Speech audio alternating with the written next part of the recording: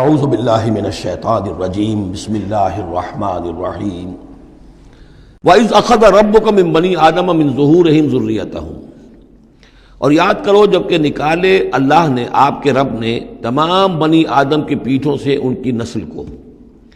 اب یہ کہ یہ اصل میں تو معاملہ ہو رہا ہے عالم الارواح میں، جبکہ ابھی جسد پیدا ہی نہیں ہوئے تھے، لیکن دو ہی شکلیں ہو سکتی تھی، یا تو لوگوں کو یہ ساری بات پہلے بتائی گئی ہوتی، عالم ارواح ہے، پہلی تخلیق یہ ہے، دوسری تخلیق یہ ہے، عالم ارواح میں یہ قول و قرار لیا گیا۔ عرب کے جو اولین مخاطب تھے حضور صلی اللہ علیہ وسلم کے اور قرآن کے، چونکہ ان کے لیے یہ چیزیں ان کی اس وقت کی استعداد کے اعتبار سے بھاری تھیں، قرآن مجید نے عام فہم الفاظ استعمال کیے۔ جب ہم نے نسل آدم کی تمام ان کی پیٹھوں سے ذریت کو نکال لیا، یعنی یہ کہ جتنے بھی انسان آنے والے تھے دنیا میں، ان سب کی ارواح جو ہیں وہ وہاں موجود تھیں۔ وَإِذْ أَخَذَ رَبُّكَ مِنْ بَنِي آدَمَ مِنْ ظُهُورِهِمْ ذُرِّيَّتَهُمْ وَأَشْهَدَهُمْ عَلَىٰ أَنفُسِهِمْ، اور ان کو گواہ بنایا اپنے اوپر، اچھی طرح سوچ سمجھ کر۔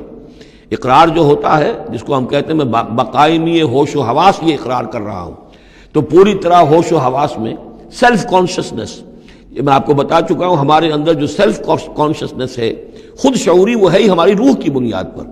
حیوانات میں بھی شعور تو ہے، کانشسنس تو ہے، سیلف کانشسنس نہیں ہے، خود شعوری نہیں ہے۔ تو یہ خود شعوری کا منبع جو ہے در حقیقت وہ روح ہے۔ تو وہ ارواح موجود تھی، انہیں اپنی ذات کا شعور تھا۔ اشہدہم علی انفسہم، انہیں اپنی ذات کے اوپر خود گواہ بنا کر پھر سوال کیا، الستو بربکم، کیا میں تمہارا رب نہیں ہوں، تمہارا مالک، تمہارا آقا؟ قالوا بلا، وہ کہیں گے کیوں نہیں، شہیدنا، ہم اس پر اقرار کرتے ہیں، ہم گواہ ہیں۔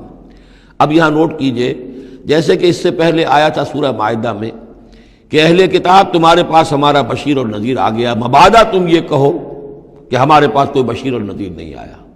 وہ گویا کہ اتمام حجت تھی اہل کتاب پر۔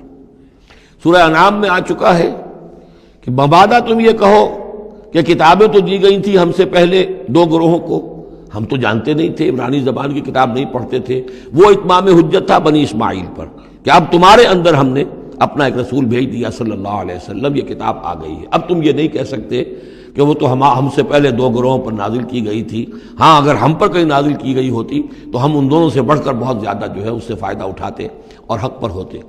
اب یہ جو گواہی ہے یہ آ رہی ہے پوری نوع انسانی، جس کے حوالے سے میں نے آپ کو بتایا تھا کہ وہ عہد کہ جو ہر روح انسانی اللہ کے ساتھ کر کے آئی ہے، کوئی نبی نہ آتا، کوئی کتاب نہ آتی، تب بھی یہ عہد بنیاد ہے مؤاخذہ اخروی کی، محاسبہ، accountability, the grand accountability of the day of judgment, اس کا بیسس جو ہے وہ یہ ہے، بنیادی بات یہ ہے، بنیادی حجت یہ ہے۔ نبوت سے، کتابوں سے، وحی سے، یہ تو اتمام حجت ہوا ہے، اضافی شے ہے۔ اللہ نے امتحان کو اور آسان کر دیا نوع انسانی کے لیے، لیکن بنیادی حجت جس کی بنا پر ہر انسان رسپانسبل ہے، اکاؤنٹیبل ہے، وہ یہ عہد ہے۔ ان تقولوا یوم القیامت انا کنا عن ھذا غافلین، مبادا تم کہو قیامت کے دن کہ ہم تو اس سے غافل تھے۔ او تقولوا انما اشرک آباؤنا من قبل، یا تم یہ کہو، یہ پلی لے لو کہ ہمارے آباء و اجداد تھے، انہوں نے شرک کیا تھا، وَكُنَّا ذُرِّيَّةً مِّن بَعْدِهِمْ، ہم ان کے بعد ان کی نسل میں سے تھے، ہم ان کے راستے پر چلتے رہے، لہذا اصل جرم تو ان کا ہے، ہمارا نہیں۔ أَفَتُهْلِكُنَا بِمَا فَعَلَ الْمُبْطِلُونَ، تو کیا پروردگار تو ہمیں ہلاک کرے گا ان لوگوں کے فعل کی وجہ سے کہ جنہوں نے یہ باطل ایجاد کیا تھا؟ ایجاد تو انہوں نے کیا تھا، ہم تو موجد نہیں ہیں، ہم تو ان کے مقلد تھے، متبع تھے۔